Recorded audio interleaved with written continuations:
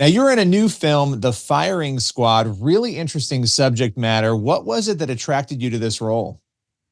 So I'd worked with the director before on a film called Freedom back in the mid 2000s, I guess, and it was a slave project. And so he had produced that movie, and he said, "Cuba, I have a really powerful true story of these three Americans that literally get in trouble overseas and locked up and sentenced to death.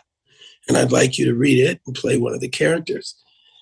And it was one of those things where I read it and it's visceral. It was just so emotional. The powerful story of redemption, how these men, in the face of the darkest time in their life, found God and found their faith and strength and healing.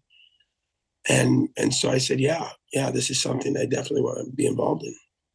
Yeah, so that immediately stuck out to you. You know, the film obviously deals with, as you were saying, redemption, transformation, this Christian transformation that these inmates who are going to be put to death go through. How did the role maybe change the way you thought about some of those issues? You know, I would imagine when you're acting in something like this, there are challenges to your own thinking in some ways. You know, and it was one of those things where it was like, if I can be a part of a story that helps at least acknowledge that faith still exists and that God still has faith in us as a collective, those are the themes that hit the strongest to me. And I think that a film like this is so timely, man. You know, what we're dealing with politics and people taking sides and allowing murderous acts of violence to go on just because they take a side on a belief is ridiculous, you know. And this was one of those scripts where, you know, it's hard to talk about this because the movie, the ending of the movie is almost inevitable of what happens to these three Americans, excuse me. But the way they face it with such dignity and faith, and the way that my character handles it was an emotional roller coaster for me as an actor, as you say. And it was one of those things where in my personal life, it kind of gave me a vessel to release so much, you know, just personal angst that I've been dealing with things. And it reminded me of where I came from, you know, growing up, being raised as a Christian and finding God very, very young. So it was one of those stories that really had resonated with me as not just as a man, but and an artist, but in my spiritual core. And it was, healing in some way, I guess. Yeah, absolutely. I mean, living your life in the public eye to the level that you have, that's a rare thing and it's a tough thing. And there are ebbs and flows and ups and downs. And, you know, you mentioned your upbringing, you know, was faith for you something? Obviously you came into it young. Were you able to hold on to that coming into Hollywood? Did Hollywood challenge that? You know, what was that journey like for you? It's so funny. See, Hollywood is a fickle place because they go where the dollar is, right? So I was always raised Christian, and my mom is a prayer warrior, and she always, you know, I wake up every morning and say a prayer. I say it at night, and it's one of those things where Hollywood goes, "That's fine, but just keep it to yourself."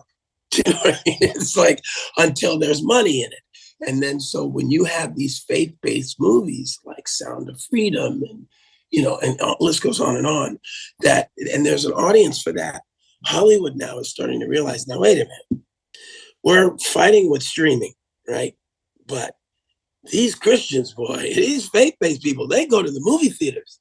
And I think that's a conditioning that we have. You know, I have 3 children, my 2 sons, 27, 29, and my daughter, 18.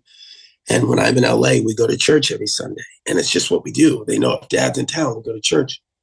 And you see the people you see, and people are commissioned to get that word every Sunday. And when they hear there's a movie that speaks to us, to our audience, they go just as religiously as they go to church. And Hollywood now is going, oh, I get it. There's a built-in audience for these stories to be told. Yeah. You know, and here you have it. Here you have stories like this. I mean, who knew? It's Yeah. like, Well, and people have long wanted it. I mean, that it's yeah, so interesting to me, having grown up, in the church as well and being around it, knowing this audience is there and it's feeling so underserved for so long.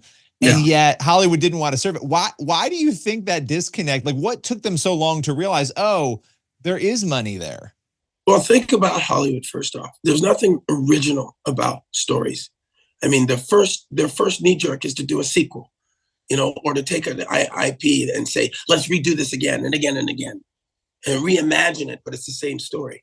Well, the cyclical cycle started with the biblical films of old, the Ten Commandments, and these stories of God and even the military stories.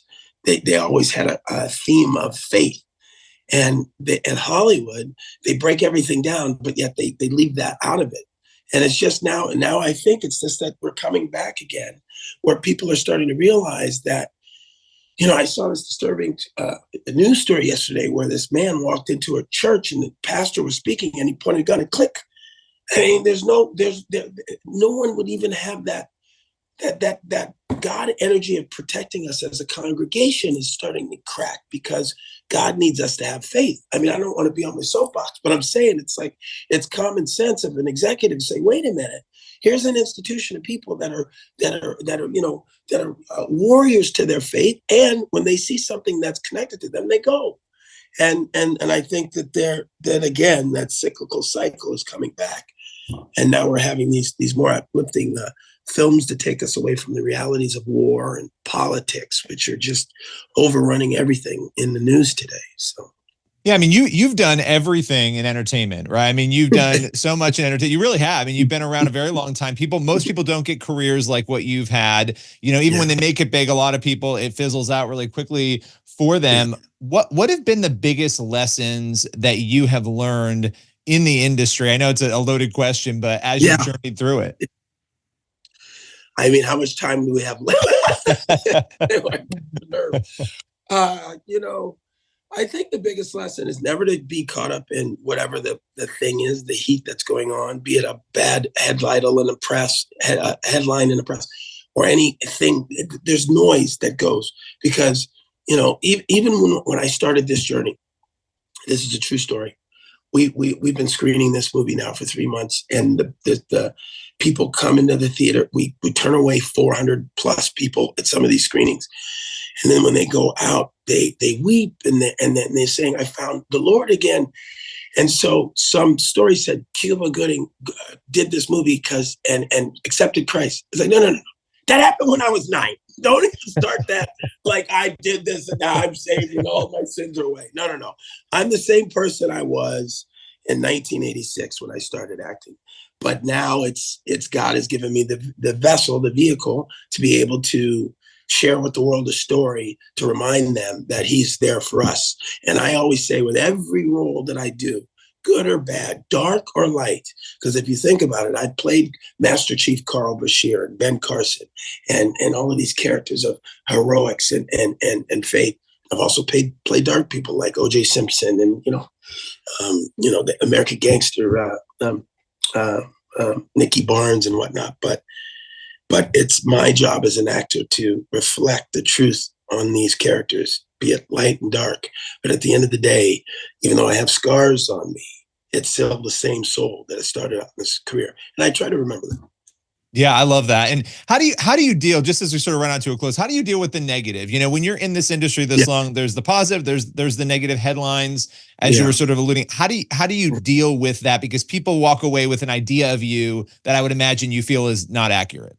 Yeah, you have to understand that people, even I get caught up as soon as I see something. You ever read an article and at the end it's like, cure cancer in 3 easy steps. You go, good, and you hit it and you go, oh, they got me again.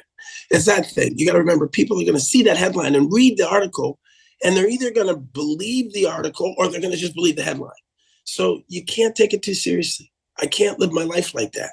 And people walk up to me and they say things like, that's not true. But I get it. We're entertainment. That's what we are. We're here to entertain. If for a second, if you read something or see something salacious and it takes you away from your real pain that you're dealing with in a day, then I did my job. But I know who I am, and I know that God has me here for a purpose and a plan. So, final question for you: the firing squad. What do you want people thinking and feeling when they leave this film? well, I mean, usually I could say I hope, but I think what I've seen is just that the fact that they get a little bit of courage in their day to deal with whatever they're dealing with. I mean, these men are facing the inevitable punishment of death, and yet they still sing praises to God. And we should know that don't give up, don't give up, because there's always tomorrow. I hope that they take that from the film, and we did our job. I love that. Well, Cuba, appreciate your time. Thanks for joining me today.